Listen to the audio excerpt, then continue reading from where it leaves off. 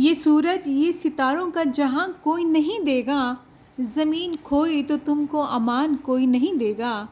وطن یہ مٹ گیا تو تم بھی مٹ جاؤ گے نادانو، وطن یہ مٹ گیا تو تم بھی مٹ جاؤ گے نادانو۔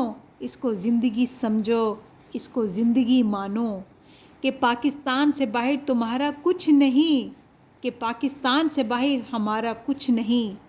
اے میرے ہم وطنوں، اے میرے ہم وطنوں، اے میرے ہم وطنوں، السلام علیکم۔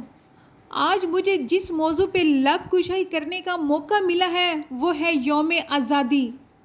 قوموں کی زندگی میں ایسے دن بھی آتے ہیں جو تاریخ میں ہمیشہ یاد رکھے جاتے ہیں۔ پاکستان ہمارا پیارا ملک جو 14 اگست 1947 کو مرز وجود میں آیا۔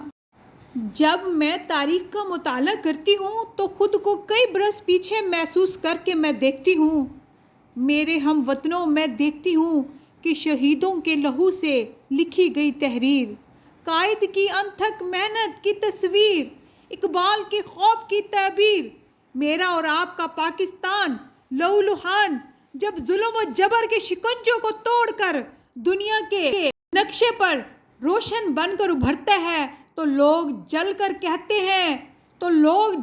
کہتے ہیں کہ چند ماہ و سال سے زیادہ جم نہ پائے گا اور دنیا کے نقشے سے غائب ہو جائے گا۔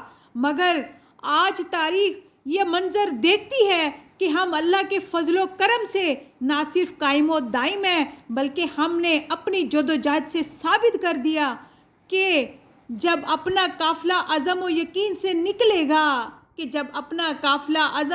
سے نکلے گا، جہاں سے چاہیں گے رستہ وہیں سے نکلے گا۔ اور جب بات ملک کی حفاظت اور سالمیت کی آئی تو ہم میجر عزیز بھٹی اور میجر طفیل بنے، ہم انسانیت کی خدمت کے لیے عبدالستار ایدھی بنے، ہم قائد کے سپہ سالار بنے اور دشمن کے لیے لڑکال بنے۔ ہم نے دہشت گردی کا جڑ سے خاتمہ کیا۔ ہماری افواج آج اپنی سرحدوں پہ سیسہ پلائی دوار بن کر کھڑی ہے اور دشمن کو یہ پیغام دے رہی ہے کہ ہم وہ قوم ہیں جو جڑ سے جبر مٹاتی ہے، ظلم کو مار بھگاتی ہے، جو جڑ سے جبر مٹاتی ہے، ظلم کو مار بھگاتی ہے۔ ہم موت کو آنکھ دکھاتے ہیں، ہم تبک سے کب گھبراتے ہیں۔